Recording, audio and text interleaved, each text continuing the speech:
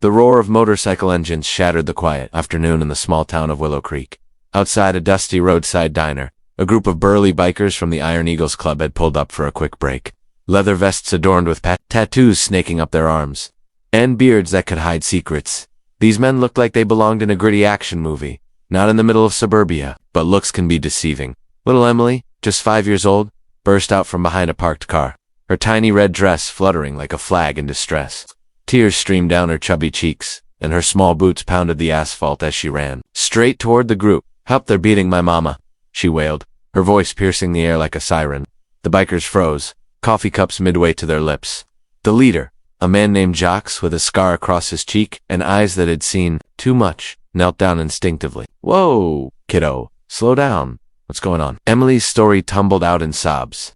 Her family lived in a rundown trailer park just across the street. Her daddy, fueled by too much whiskey and a bad day at work, had lost his temper again. This time, it was worse, fists flying, shouts echoing. Mama had shielded Emily, telling her to run and find help, but the police station was miles away, and the diner was empty.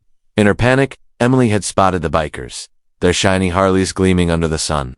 To her, they looked strong, like superheroes in black. Jacques' heart clenched. He glanced at his Krubik Mike, who had a daughter Emily's age, Tommy, the quiet one with a past he'd never share, and Lena, the only woman in the group, tough as nails but with a soft spot for kids. "All right, boys and Lena, we can't ignore this," Jacques said, his voice low but firm. They weren't saints.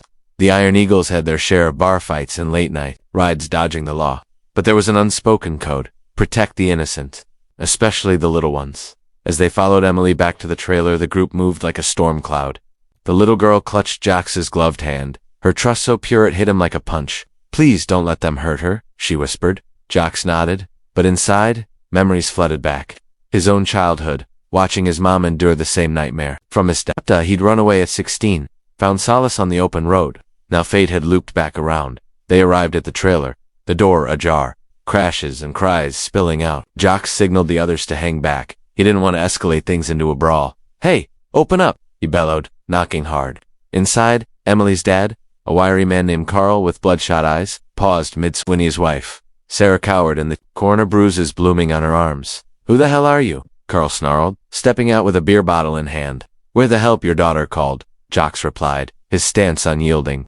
The other bikers flanked him, a wall of muscle and resolve. Carl laughed, a bitter sound. "Bikers? You think you scare me? This is family business." But his bravado cracked when Big Mike cracked his knuckles. It sounded like thunder. What happened next was no violent showdown. Lena stepped forward, her voice calm. "We're not here to fight, man. But if you lay another hand on her, you'll answer to us." She turned to Sarah, helping her up gently. "You okay? We've got a safe place if you need it." Sarah's eyes widened, strangers offering kindness. Emily rushed to her mom's side, hugging her tight. But here's where the twist came. Carl wasn't just a drunk. He was a veteran, broken by PTSD from tours overseas. Jacques recognized the haunted look in his eyes. It mirrored Tommy's, who had served too. "Brother," Tommy said softly, "I've been there. The anger, the nightmares, it doesn't have to end like this." The bikers didn't call the cops right away. Instead, they talked. Hours passed in that cramped trailer, stories shared over cooling coffee. Carl broke down, admitting he needed help, but didn't know how to ask. As the sun dipped low, the group convinced Carl to check into a rehab program the Iron Eagles supported, one they'd funded through charity rides. Sarah and Emily would stay with Lena's sister until things stabilized. "You saved us," Sarah whispered to Jacques, tears in her eyes, but Jacques shook his head. "Nah, kiddo did. She's the real hero."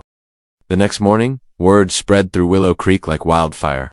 The tough bikers who'd roared into town weren't troublemakers, they were guardians.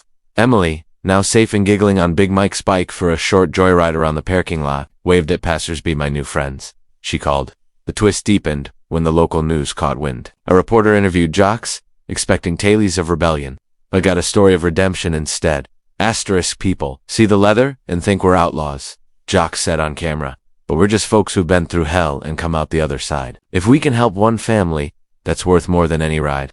The clip went viral, shattering stereotypes. Donations poured in for the club's charity, and Carl, from his rehab bed, sent a message. "Thanks for seeing the man, not the monster." But the emotional peak hit during a surprise visit. Weeks later, the Iron Eagles returned to Willow Creek for a fundraiser rally.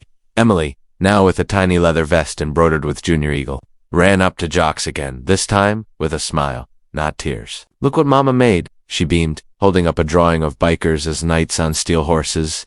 Sarah approached, her bruises faded, her spirit renewed. Caro was beside her, sober and steady, holding her hand.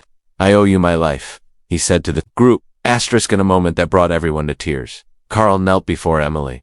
"I'm sorry, baby girl. Daddy's getting better because of you and them." The bikers formed a circle, each sharing a patch from their vests as symbols of unity. Lena wiped her eyes. "This is what family's about, not blood, but choice." The rally ended with engines revving in harmony, but the real roar was the crowd's applause. Emily rode off with her parents, waving from the car window. Jocks watched, a rare smile cracking his face. Who knew a little girl's cry could change everything? As the sun set on the horizon, the Iron Eagles hit the road again, their hearts full. In a world quick to judge by appearances, they proved that true strength lies in compassion. Kindness isn't weakness, it's the toughest armor there is. And sometimes, the smallest voices call forth the greatest heroes, reminding us that humanity shines brightest when we lift each other up. This wasn't just a rescue, it was a ripple. Other families reached out, inspired to seek help. The bikers' legend grew, not for their speed, but for their souls. Emily's story became a beacon. No matter how dark the moment, selflessness can light the way.